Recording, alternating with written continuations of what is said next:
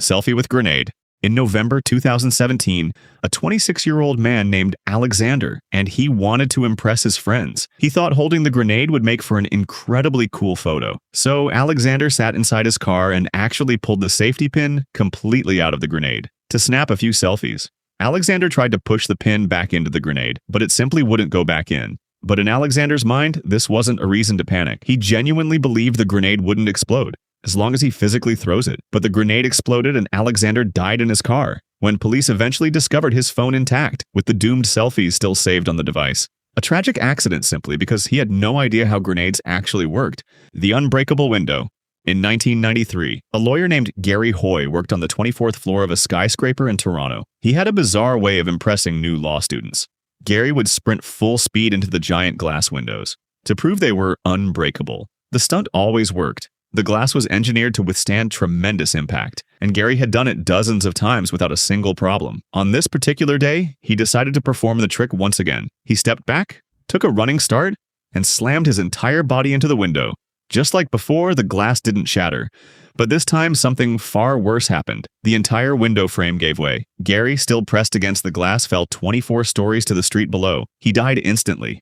After years of repeatedly body slamming the same window, Gary had unknowingly loosened its frame, turning his favorite demonstration into a fatal mistake.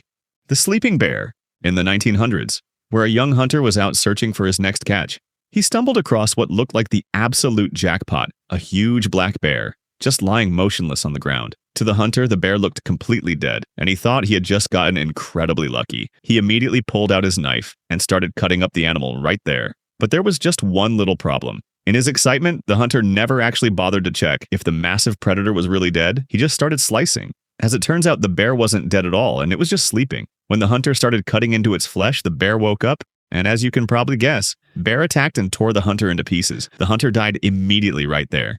The smuggled crocodile. August 25, 2010. A small plane was flying over the Democratic Republic of the Congo, with 21 people on board, but one passenger had smuggled live crocodile onto the flight by hiding it inside a duffel bag. Everything was going mostly fine until the plane was finally coming in for a landing. The crocodile managed to escape from its bag and started running loose through the small cabin. As you can probably imagine, the passengers absolutely freaked out, with all the passengers suddenly rushing to the front. All the weight on the plane violently shifted forward. The pilots instantly lost control of the plane and crashed straight into a house. 20 people died. The pilots, the flight attendant, and 17 passengers, all because one man wanted to smuggle a crocodile. There was one survivor who told police what happened, and there was one more survivor. The crocodile actually survived the plane crash without a single scratch. The falling dog. In 1988, Buenos Aires, Argentina, where a little poodle named Kachi was just happily playing on the 13th floor, and suddenly tumbled right off the railing, plunging down toward the busy street below. The poodle landed directly on the head of 75-year-old Marta Espina, who was simply walking along the sidewalk. The sheer force of the falling dog killed the elderly woman instantly. A chaotic crowd naturally rushed over to see what had just happened. Among the onlookers was a woman named Edith Solo, who came over to look at the gruesome scene. She blindly stepped out into the busy street and was immediately struck by a passing bus, killing her as well. The horror wasn't over. An older gentleman standing nearby witnessing this surreal double tragedy, and he got so stressed out that he had a fatal heart attack on the spot. A single falling poodle claimed the lives of 3 people. The chimney grenade. January 13, 2005. A 55-year-old man named Marco decided it was time to clean the chimney in his workshop. He started off using a simple broom, but quickly realized it was just too small for this work. Marco figured out he needed a chain to pull the broom through the chimney, along with a heavy object to properly weigh it down. Looking around his workshop, out of every possible heavy object, he chose a grenade, which is perfect for this work. His plan was incredibly simple. He decided he would weld the grenade to the broom and chain so he could pull the whole contraption through the chimney. Marco got out his welding equipment and got right to work, but there was one little problem. In his focus to get the chimney clean, Marco completely failed to think about what might happen. As soon as the welding torch touched the grenade, it instantly exploded. He died instantly.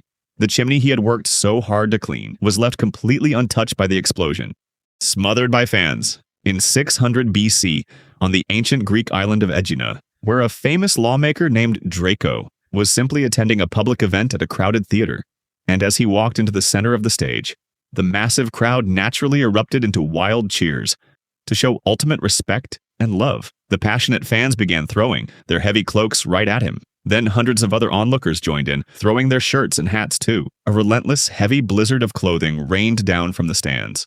Draco was completely pinned to the floor, under the sudden weight. By the time the excited crowd finally stopped, Draco had been completely suffocated and smothered by the sheer volume of clothes. A historical celebration turned into a bizarre and unprecedented disaster. Laughed to death.